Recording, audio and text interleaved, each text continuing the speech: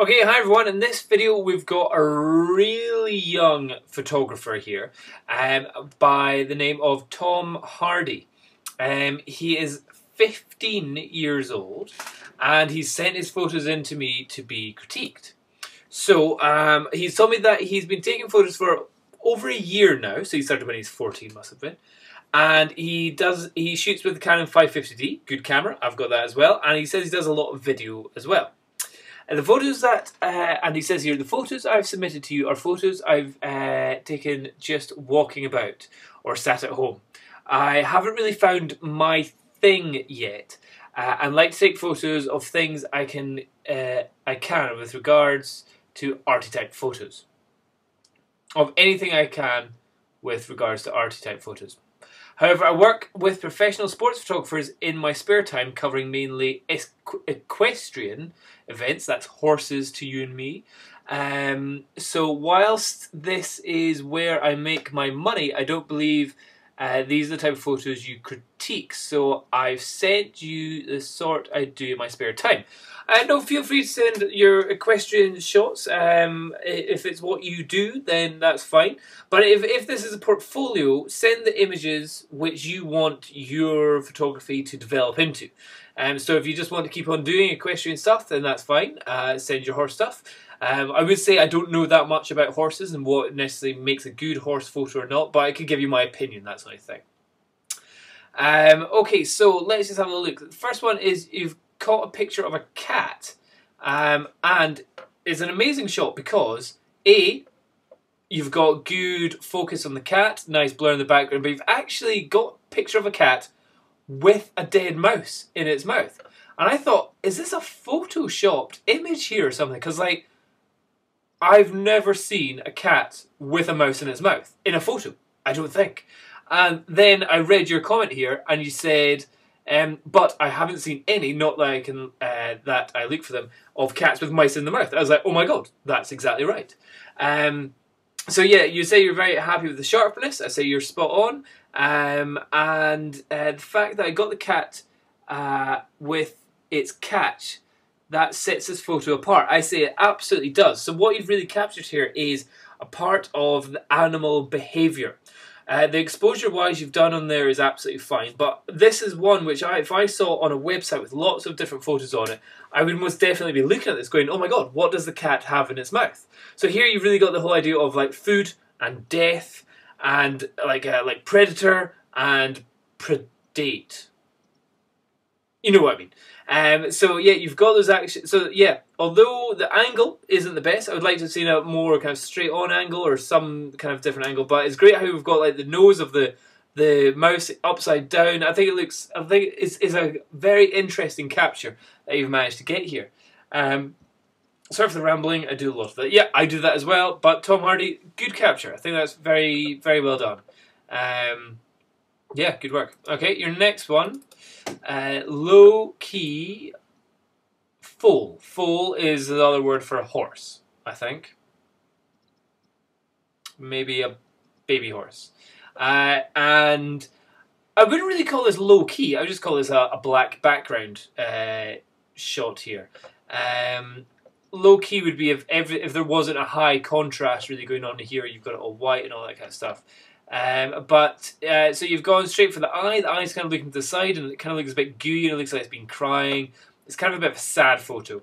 The angle you've got from it, the front part of the nose is blurry, but you can't really see the back of it.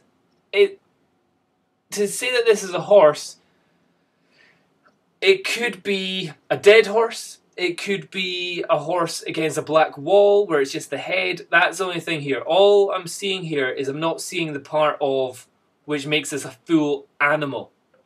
Granted, you can get shots where it's just of the eye, but because the eye isn't looking kind of at me, it's kind of looking that way, and because the eye is kind of a bit gunky as well, I don't think it's that great a shot of this. I've done many shots of animals where you get close up and you look straight at its eyes. In fact, I've done one of an elephant. Hold on, I'll see if I can show you that one.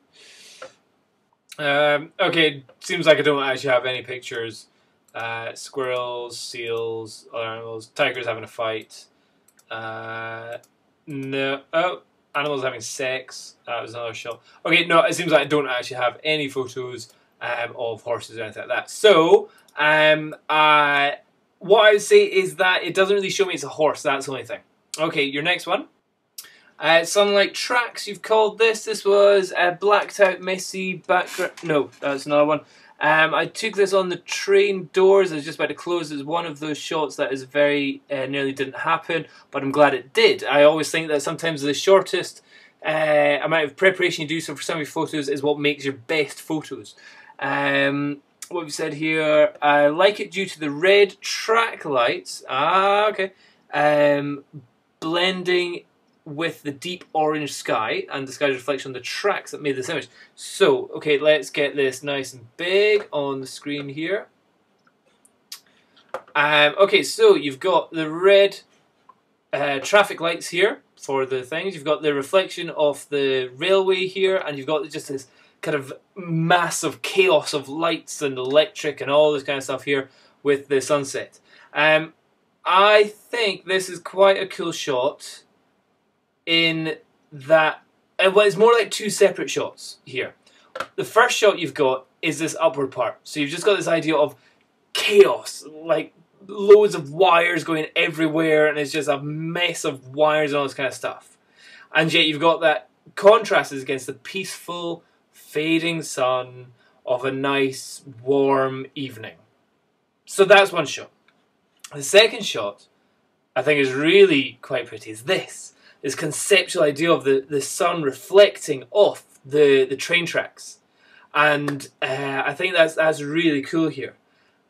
These smooth, long, straight leading lines. So what you've got is leading lines, but the leading lines lead to not there. That's the thing. They don't lead to there. They lead to kind of in the middle of the image, which goes to nowhere. So compositionally wise, it's not that great. You'd want some more kind of going from the left into the center, pointing to the point of interest that you think is there. And because there's a bit too much of a gap from the lights to down here, those leading lines don't really act as leading lines.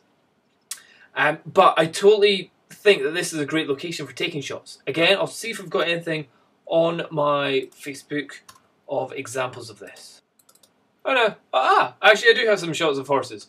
There's a horse. Ooh, that's a nasty one. Now, in Japan, people, when did I take that? I so do not remember taking that photo. Do I? In Japan, they are big fans of having these little key rings on everything. If you see a Japanese person with a mobile phone, it's usually covered in key rings. And here's a shot of...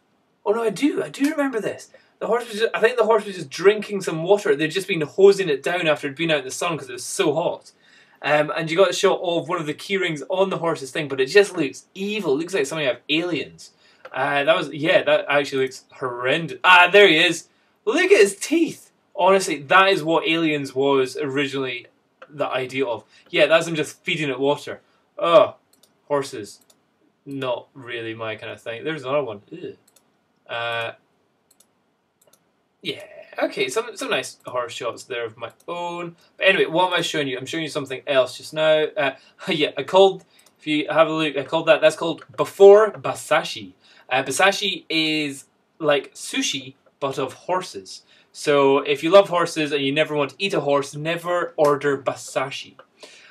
Okay, so I think it was in my Japanese buildings photos. No, not there. Okay, no, I don't seem to have any shots of that at all. Damn it. So where were we? But yeah.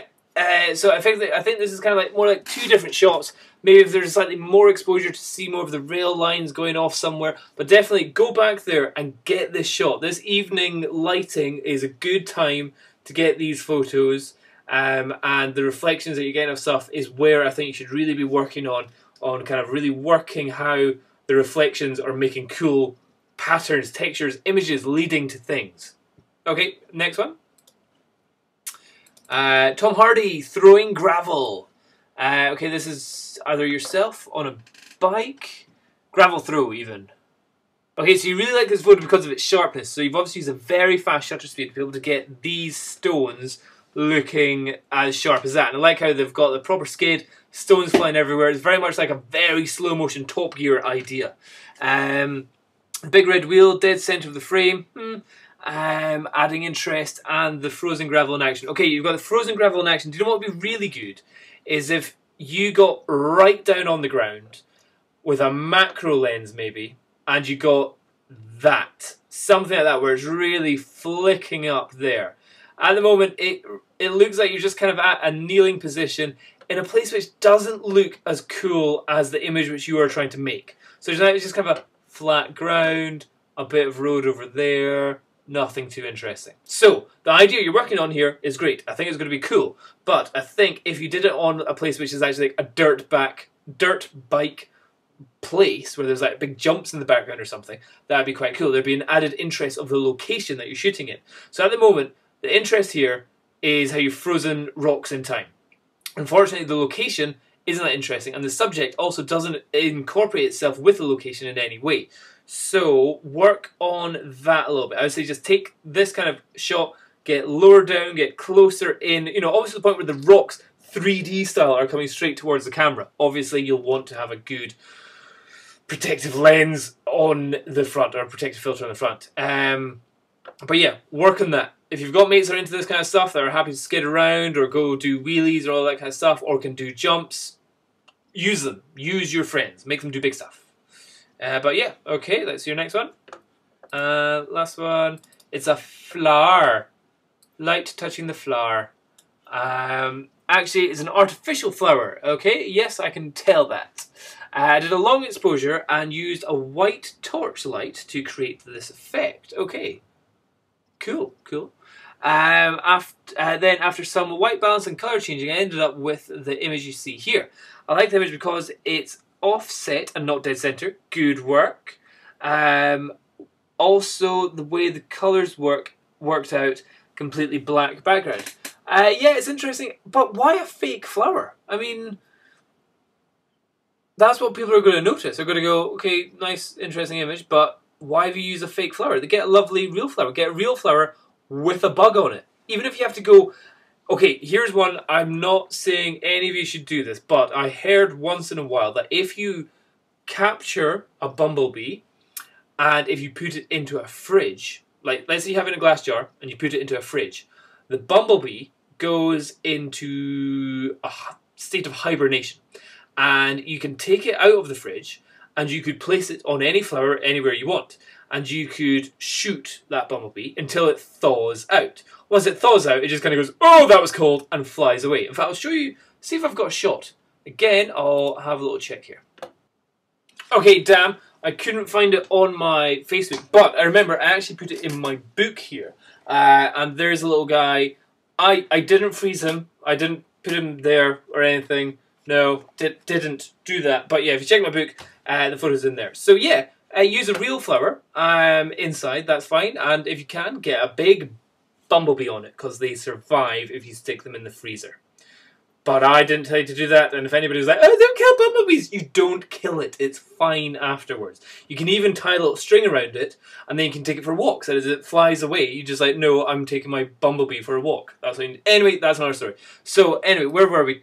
Tom, that's you finished your critique. The shot of the cat, I think it was genius, and I like the idea of the sunset and the reflections. Good work. The idea of your guys skateboard on the bikes, get closer, get more action.